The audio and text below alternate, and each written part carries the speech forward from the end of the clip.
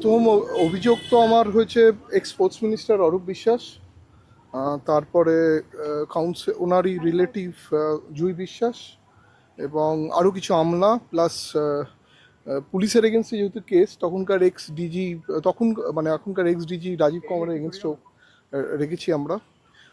প্রথম তো মাঠে ইন্ট্রুশনের জন্য আমরা দিয়েছি। সেকেন্ডলি যে উনি যে গায়ের জড়ি করে আমার থেকে 20-22 হাজার টাকা 22,000 টিকিট নিয়েছিলেন, আমার মনে হয় উনি সেই টিকিটগুলো হয়তো কোথাও বিক্রি করেছেন, এটাও আমার মনে হয়। প্লাস আরও উনি আমাকে অনেক 5-10 হাজার টিকিটের জন্য আমাকে হুমকি দিয়েছিলেন, শুধু টিকিটের জন্য নয়, প্লাস অ্যাক্সেস কার্ডের জন্য আমাকে হুমকি দিয়েছিলেন স্পোর্টস মিনিস্টার অরূপ বিশ্বাস।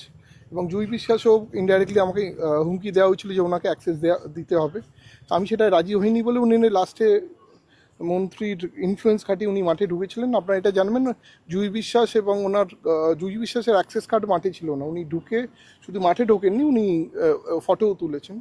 এবং আমি একজনকে আমার সঙ্গে রয়েছে, এর নাম সঞ্জয়, এ প্রত্যক্ষদর্শী, মানে এ প্রথম দর্শক হিসেবে মাঠে ঢুকেছিল। কত বড় পুলিশের বিফলতা, মানে আপনি ভাবুন, ও দর্শক হয়ে ঢুকে ও মাঠে মেসির সঙ্গে ছবি তুলবে মাঠের মাঝখানে। তার মানে বোঝা যাচ্ছে একটা জেড প্লাস আর জেড ক্যাটেগরি সিকিউরিটিতে একটা দর্শক সে মাঠে ঢুকে গিয়ে মেসির সঙ্গে ছবি তুলেছে।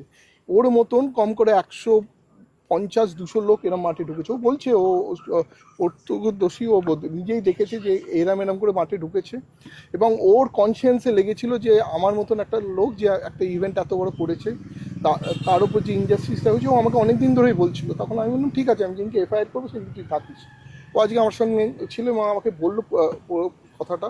এবং দেখুন, একটা Z category Z plus event, যেখানে chief minister, ex chief minister chief guest হওয়ার কথা ছিল, তাতে যদি এই ধরনের মানে সিকিউরিটি কম্প্রোমাইজ হয়, তাহলে বোঝা যায় যে আমাকে কিরমভাবে ভিকটিম বানানো হয়েছিল। বেসিক্যালি আমার ইভেন্টটাকে স্যাবোটেজ করা হয়েছিল। আজ যে এত দর্শক যারা মাঠে এসেছিল তারা কেন দেখতে পায়নি? কেন শো ফ্লোতে অরূপ বিশ্বাস ছিল না, শো ফ্লোতে অনেক আমলারা ছিল না, শো ফ্লোতে উনি ওনার ফ্যামিলি মেম্বারদের ছবি তুলেছেন, তারাও ছিল না। এই যে মাঠে ঢুকে আর এত লোক ঢুকলো, এই যে অরূপ বিশ্বাসের এত সিকিউরিটি গার্ড, এত ইউটিউবার কী করে ঢুকলো? তার মানে আমার যে প্রোগ্রামটা উনি ডিরেল করবেন বলেই উনি এইটা করেছেন, আমি মানে স্যাবোটেজ করেছেন। এবং পুলিশ, যেখানে আমি ডিজিকে 4 দিন আগে ইভেন্টের গিয়ে আলাদা করে বলে দিয়েছিলাম যে মাঠে লোক ঢোকবার চান্স আছে, সিপিকে বলেছি, জয়েন্ট সিপিকে বলেছিলাম, ওনারা তার মানে মন দেননি। কেন, আমি যখন ওনাকে অ্যাক্সেস কার্ড দেওয়া বন্ধ করেছিলাম, উনি তারপরে আমাকে হুমকি দিয়েছিলেন মাঠটা আমার, আমি দেখে নেবো। আমি যেই অ্যাক্রেডিটেশন কার্ডটা দিয়েছি, আমার কোনো লোক উইদাউট আইডি কার্ড ছিল না মাঠে। এবং মাঠে আমার পিআর আর আমার 2-3জন টিম ছাড়া মাঠে কেউ ঢোকেনি। বাকি লোক হলো বাইরের লোক এবং অরূপ বিশ্বাসের লোক এবং স্পোর্টস ডিপার্টমেন্টে, সল্টলেক ডিপার্টমেন্টে অনেক পুলিশের লোক ঢুকেছে, তাদের ফ্যামিলিরা ঢুকেছে। আমরা সব আইডেন্টিফাই করছি একটা একটা করে। এখন ইনিশিয়ালি এনাদের জন্য নামে কেস করেছি, এরপর আরও কেস করবো। এফআইআরে আপনি মেন অভিযোগটা কি করলেন? মানে আপনি তো মানহানির মামলা করবেন বলছেন। হ্যাঁ, মানহানির মামলাটা তো কোর্টে করতে হবে, মানহানির মামলা এফআইআরে হয় না। সিভিল স্যুটও করছি, 50 কোটি টাকার আমি ডিফামেশন কেস করছি, আর 50 কোটি টাকা কম্পেনসেশন ড্যামেজের কেস করছি। সেটা কবে করছেন? এটা এই উইকের এন্ডে, নয়তো নেক্সট উইক বা বৃহস্পতিবার ধরেই চলুন।